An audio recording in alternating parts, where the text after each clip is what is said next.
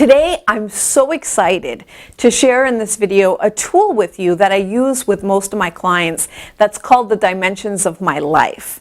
And the reason why I use this tool is because when somebody comes to me with a particular issue that they're grappling with, and it tends to be on the professional side, I can definitely help them with that particular issue, and then it becomes sort of like transactional coaching, right? Just handling that particular issue at hand.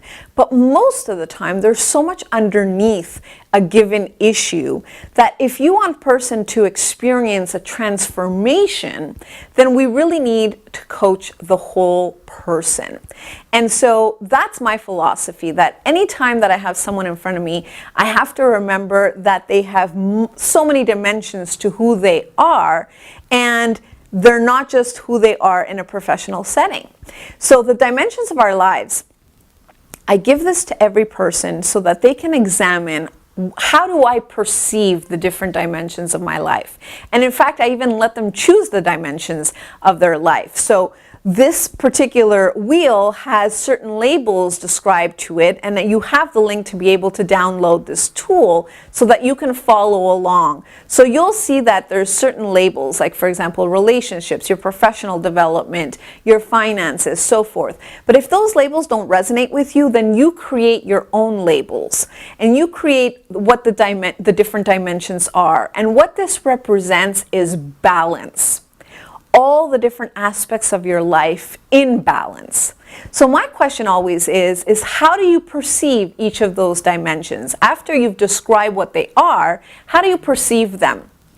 And I ask everyone to rate them from 0 to 10, how they rate each aspect of their life, because that way I have insight as to their perception. This is how they're perceiving their experience of that particular dimension of their life.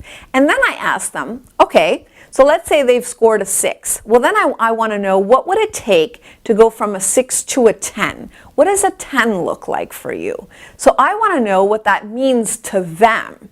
And then I want to also understand from their perspective, why do they think that they don't have that? Why do they think they're at a 6? What's keeping them from going from a 6 to a 10?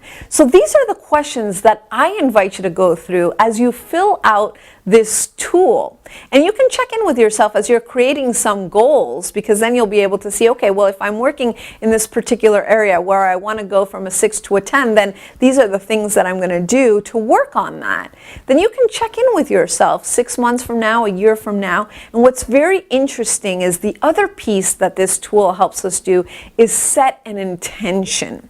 It doesn't mean that the results are completely going to reflect the intention, but you're setting the intention.